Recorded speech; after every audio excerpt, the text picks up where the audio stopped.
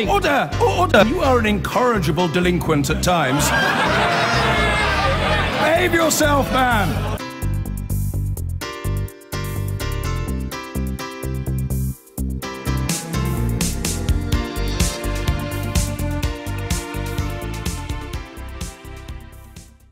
I'm a nationalist and a globalist, President Trump declared yesterday, reminding us of one thing above all else.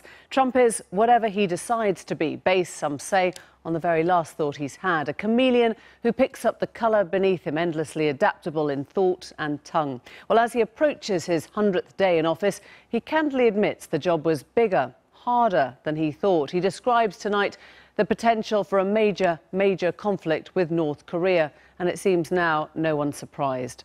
Tonight we look back at the beginning of the Trump presidency, the militarism, the diplomacy, the executive orders and, of course, the tweets, and ask if his heart is really in it for the long haul. First, here's his first 100 days in 100 seconds. It's going to be only America first. 100 days, 100 nights. For his fans, it will be a relief. For his critics, vindication. Donald Trump has governed as he campaigned. His relentless focus on ratings landed him in hot water early on. This was the largest audience to ever witness an inauguration, period. This kind of dishonesty in the media is making it more difficult. But he set about his executive orders with zeal. Then came the travel ban, blocked by the courts not once but twice. By Valentine's Day, he'd lost his national security advisor, but his address to Congress was praised as presidential. His attempts to smear Obama for spying were unsuccessful. His attempts at humour incurred the stony Merkel glare. But it was the health bill that fully exposed his frailty. A president caught between Democrats who found it too harsh, Republicans who found it too weak. We came really close today, but we came up short. Day 77 showed his military muscle, shots fired on Assad, Syria. Was he moved by dying children or by the memory of Obama's indecision? Babies, little babies. He confirmed Neil Gorsuch on the Supreme Court. And a day later, to everyone's surprise, dropped the mother of all bombs on Afghanistan. And we will be stronger and bigger. The first 100 days of Trump has been volatile and spontaneous. Did his legion of fans or his manifold critics expect any less? I doubt it. Well, as a candidate, you'll remember he opposed NAFTA and NATO. He's now reconciled to both. As a candidate, he swore to put America first, but he has turned his military might on Syria. Trump's pulled in credible, strong people to the roles of Defence, Secretary of State and National Security. But no one knows if he trusts his own daughter's judgments more. So what does Trump's foreign policy now look like? Is he a leader or merely a boss? And is he following a strategy or just a voice in his head? Here's our diplomatic editor, Mark Urban.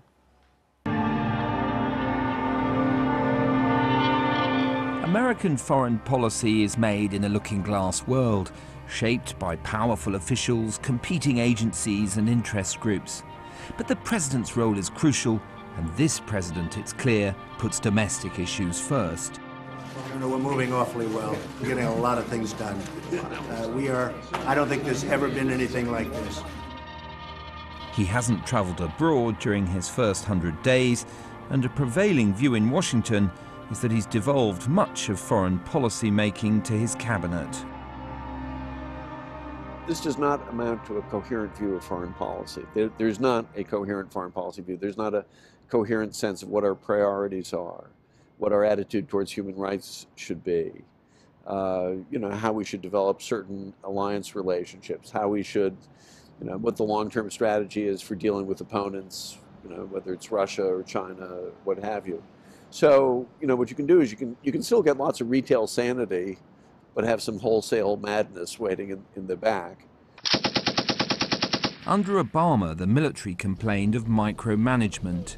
Trump, by contrast, has signed off broad powers to the Pentagon. From Syria to Afghanistan, Somalia and Libya, more Americans are heading in harm's way. Rules of engagement are being relaxed. And if the military wants to drop the mother of all bombs, so be it. Trump has given them what they wanted.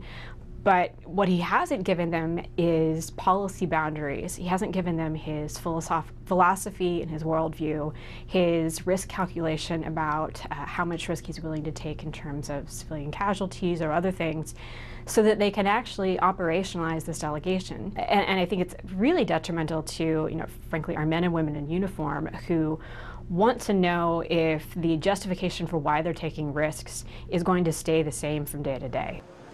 As for the non-kinetic or soft power side of life, the new Secretary of State has had to accept a 39% budget cut, and is only now, after initially being frozen out by the White House, assuming a bigger role. So if Trump has discarded some of his wilder campaign rhetoric about NATO being obsolete, having a trade war with China, or cozying up to Putin, what's the problem? Particularly if he's done so as a result of listening to expert members of his cabinet. Well, the president's foreign policy critics would say all he knows how to do is respond to day-to-day stimuli, and that he's got no idea of an overall strategy. Underlying the policy vacuum is the slowness of appointments by this administration. The State Department has 200 vacant political posts, from ambassadors to assistant secretaries and policy division heads. Maybe I could be accused, or the last administration could be accused of being too focused on process. But the fact is, people like Secretary Mattis, Secretary Tillerson, all these cabinet level people, they don't just come in and make decisions. They've had to work through various levels, that people have really worked over the issues at levels below them and made sure that we were doing something that was smart and that made sense with our overall foreign policy objectives. That is largely made by the whole contingent of political appointees, many of whom are Senate confirmed, that are largely absent from this administration. Some blame the absence of political appointees for the recent Carl Vinson mishap. The carrier was said by the White House to be heading for Korea, when actually, as the still non-appointed mid-level officials could have told them, it was far away and getting further. But underlying all the criticisms is the view that, with so many changes of course by the president himself, it's him who lacks strategy and fosters uncertainty. He will never come to see the importance of consistency and predictability and sort of stability and maturity in the conduct of foreign affairs. He still clearly believes that it's a good thing to be unpredictable, that it's a good thing to be very spontaneous, to be very transactional, and that's very dangerous. Ultimately, the efficacy of Trump's delegated approach is likely to be tested in a crisis. With a host of issues from Korea to Iran or Syria unresolved, that may not be long in coming. Mark Urban there, and joining us from New York is Ambassador James Woolsey, former director of the CIA, who also advised President Trump during the campaign and during the transition. And from DC, Janine Davidson, who served as Under Secretary of the US Navy under President Obama. It's very nice to have you both. Ambassador Woolsey, if I can start with you, do you understand a foreign policy in what Trump does? I think one may be starting to emerge, but the first 100 days for any administration is not a very good time to expect consistency and coherence. We're doing our American check and balance thing, and the checks and balances quite frequently early in an administration rather run away with the substance. I think the bright side of that is that President Trump has been willing to rethink some things that he thought he got wrong. He was, I think, focusing too much on the probability of very cordial relations with Russia, took another look at it and has now started to, I think, take a tougher line. He did sort of the reverse with China in having put out some very strong statements about trade, and then thinking about it a bit, realizing that yes, the Chinese are trying to dominate the South China Sea, and we don't like that, but he's getting along with China a lot better, I think, than he was at first. Let me put that to Janine Davidson. I guess that's right. Every president actually learns on the job. There is literally no other way to do it, and we should encourage a president who feels able to change his mind when he sees things differently. Sure. I genuinely hope that Ambassador Woolsey is correct, and that what we're seeing here with all these strange reversals is a president who is learning. I'd like to think that's the case. It does coincide with his changeover in the National Security Council, his appointment of H.R. McMaster, which was probably the smartest thing that he's done. However, the array of actions and words and flipping and flopping that we have seen, as you have just described, is troubling because we don't know. It is too soon to tell. If what Ambassador Woolsey is saying is true, we should see consistency from here on out. I don't think that what we've seen in his temperament so far leads us to believe we're going to see that kind of consistency. So I do still worry that, that we are going to have a rocky road. Ambassador Woolsey, do you take that on board, that it is about temperament? It's not about changing your mind on certain issues. It's about the fact nobody can see where you're going or where your last action has come from, except as the last thought in your head. I think one doesn't want to overestimate what I call President Trump's shtick, a vaudeville term. What does that mean? His sort of playful demeanor as part of attracting attention and experimentation. I think that's the best I could do. What he has done is, in small meetings, and I've only been in a couple with him, he's extremely reasonable. He's very straightforward. He asks good questions. He answers questions well. He's a normal, rational, smart human being. But if he goes from there, as he did after one meeting with me, out before 10, 15,000 people, he gets rather bombastic, and it's a personality trait. And a lot of people thought it was a terrible thing to be acting that way during the campaign, and then he won the presidency, and all the people who said it was crazy did not. Can you? I mean, he's now the US president. He's got military men and women wondering if they're going to be asked to put on uniform and go to war, and he's talking about bombing over chocolate cake, and he mixes up Iraq and Syria. I mean, it can't get more serious than that, can it? Well, I think he's, to those who work with him, I think he is rational and stable. And I don't think one ought to exaggerate the bombast of what I call the shtick. I think he's Janine, what do you say to that? Got a reasonable chance of being a very good president. Again, I hope what you're saying is true, but being the President of the United States is, by definition, a very theatrical role, and you have to be a grown-up about it. What you say has big consequences. Coming out of the gate like he did and saying so many of the things that he said, that you know, NATO is obsolete, now it's no longer obsolete, you know, being bombastic like that, like you described, has our allies asking questions, you know? I mean, can we trust this president? If he's going to say something one day and then flip on it the next, then how can we be trusting of him? And this is very, very important in national security. The strength of American power rests on our alliances, and they need to be able to trust us. Ambassador Woolsey? It's a somewhat bombastic way to say that our allies need to kick in 3% in NATO, and they're not doing it. He could have been a bit politer and more gracious in the way he said it, but he said it in a tough manner, and it looks like some of them are starting to step up their contributions. I'm afraid that people are going to have to just kind of get used to some of his personality style. What about his policy style? Janine, let me just put this one to Janine, because he has taken more action. He's gone in where Obama was indecisive, into Syria. He's played with Putin in a way that many people didn't expect him to do. He's put people on edge to send out a message. That must be quite impressive in the way he's managed these relationships, isn't it? Well, I think some people are attracted by that bombastic style, and some people are optimistic that that's all by design. Of course, that kind of thing is only going to work once, because people are going to wonder whether the first thing that he says can be trusted at all.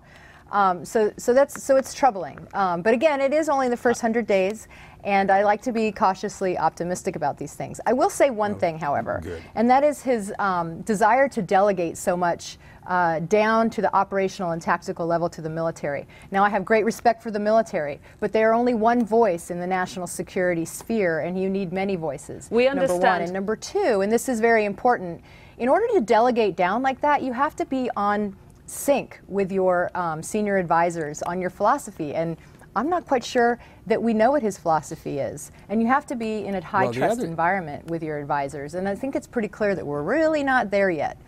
You don't need a philosophy to say, I don't like to see Assad bombing children or gassing children. You just go in if you think that that's something you shouldn't cross. So he did right there, do you think? He has stood up to Syria as Obama did not. Obama talked about the red line and then shrugged and handed the problem over to the Russians. I don't think you can do much worse than that in running American foreign policy. He's also accused his allies and Obama of spying on him, which as a CIA director must have had you pulling your hair out, didn't it? This is a very complex subject, and we don't have time to deal with it here, but I don't think there was anything that ended up being untoward going on. I think everybody finally understood what had happened. The point really is that he is, I think, working at developing new ideas, at standing up for what he thinks is right, as in Syria, and becoming each day, I think, a bit more capable. And there will be glitches, there will be problems, there will be accidents. But compared with other presidents in their first 100 days, I don't think he's far back in the crowd at all. I think he's up toward the front. Very nice to have you both. Thank you both indeed. Being president is harder than I thought, Donald Trump admitted this week, 100 days after he took the oath of office. 100 tumultuous days of chaos among top aides, of bluster on foreign affairs, and the lowest approval ratings of any president at this point. But can his grassroots opponents turn their energy into votes?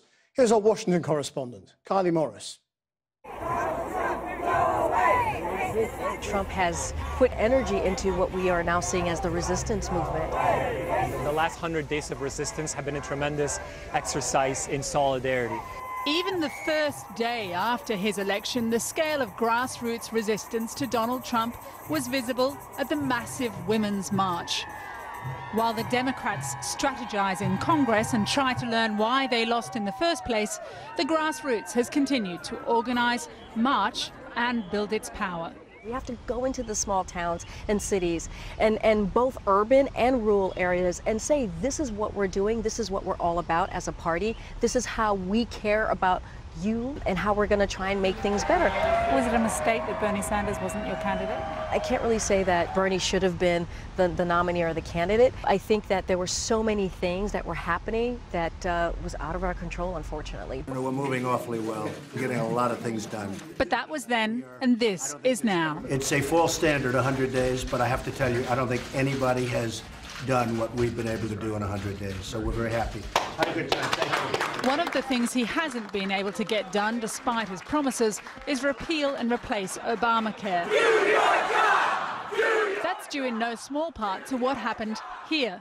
At town halls across the country, the grassroots group Indivisible helped turn out opponents to Trump to hold the feet of their congressman to the fire. That people can't afford to get insurance. Mildly singed, moderate Republicans balked at signing on to new legislation. People were able to really get up in front of their communities and in front of their members of Congress, say, if you were to repeal Obamacare, my health is on the line, my well-being is on the line, and that's something that I will hold you, my member of Congress, accountable for. Knocking on doors, making phone calls, getting folks to the polls can make the difference, can make history. One of the first tests for the new opposition was a by-election earlier this month in Georgia. John Ossoff, the Democratic candidate, didn't win, but pushed his Republican rival to a runoff in a seat not held by the Democrats in his lifetime. To get out the vote is the most important work so far in this campaign. All eyes are on us right now. All eyes are on Georgia. 37 years ago was the last time a Democrat actually held that seat. So I think what you're seeing is the movement and the energy is clearly on the Democratic side. On the Republican side, too, there are glimpses of resistance. Bernie Sanders and Donald Trump should be a wake-up call to most Americans. Evan McMullen says both parties need to learn from the populism of Donald Trump and Bernie Sanders to survive the next election. But meantime, power to the people. The civic level opposition has been extremely strong, and that's been a positive thing. And I think it's good for our democracy, and it's provided an appropriate, needed check on Donald Trump in the first 100 days. While the president now may be feeling he can get comfortable, the resistance is determined he won't, organising to deny any kind of victory to Donald Trump, no matter how long he's in office.